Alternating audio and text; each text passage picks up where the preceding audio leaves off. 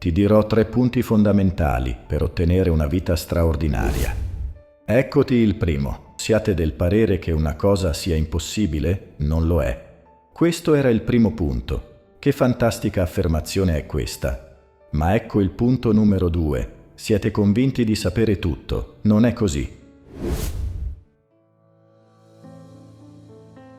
Il terzo punto è questo. Siete convinti di essere soli. Non lo siete. Che argomentazioni fondamentali sono queste? Pensate che una cosa sia impossibile? Non lo è. Pensate di sapere tutto? Non è così. Se pensate di essere soli, non lo siete. Ci concentreremo solo ed esclusivamente su questi 3 punti fondamentali per cambiare i prossimi 90 giorni. Ora, per spiegare il primo punto, ti voglio raccontare una storia incredibile. Ed è la storia di un fondatore di Away Boss, Rich DeVos.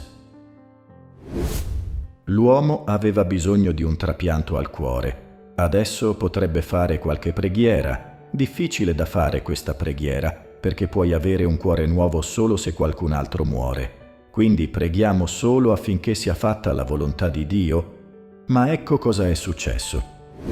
Passa del tempo e l'uomo bisognoso e credente magicamente riceve un cuore nuovo. Credi sia finita così, ma questa è solo una parte della storia. Vedi, l'aspetto più incredibile deve ancora venire. Tempo dopo, abbastanza di recente, l'imprenditore ha avuto l'opportunità di invitare a cena la donna che gli ha dato il cuore. Impossibile, direte voi, ma io ho pensato la stessa cosa. Come pure tutta la congregazione che ascoltava il sermone. È impossibile. Non si può cenare con la persona che ti ha dato il cuore.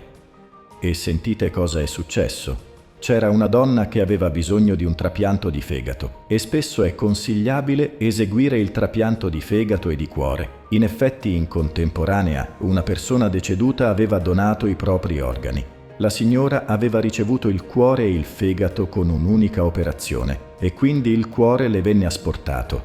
E quel cuore magicamente è andato a Vince DeVos. Ecco perché ha potuto cenare con la donna che gli ha dato il cuore.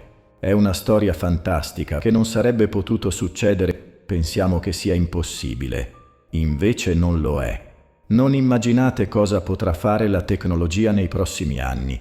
Non immaginate di cosa è capace la vostra fede. Ricordate, tutto è possibile. Pensi che sia impossibile. Non lo è. Passiamo al prossimo punto. Credi di sapere tutto, non è così.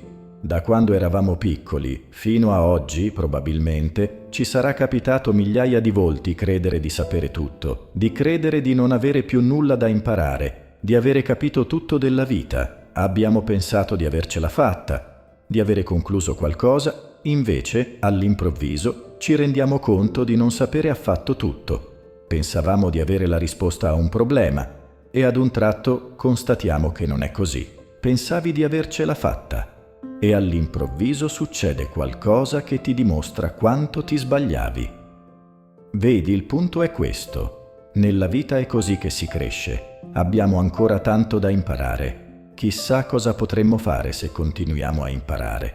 Ecco quest'altro prezioso insegnamento, scrivilo. Pensi di sapere tutto, sappi che non è così. Passiamo al successivo. Pensi di essere solo, non lo sei. Ora, a volte essere soli significa stare per conto proprio, non significa essere senza nessuno nella vita. La preghiera di qualcuno arriva fino al nostro spirito, il pensiero di qualcuno arriva fino a noi.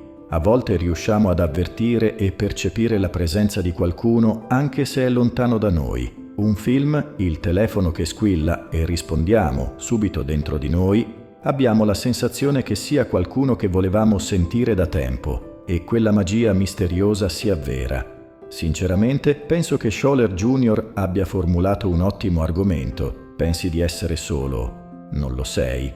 Quindi, la prima cosa è lo studio del possibile. La seconda è credete di sapere già tutto, non è così amici miei. Ed infine il terzo punto è credi di essere solo, non lo sei. Quindi ciò che ti voglio insegnare in questo nuovo giorno è questo. Nella vita nulla è impossibile. C'è ancora tanto che possiamo imparare. e ricordati sempre, se credi di essere solo, sappi che non lo sei.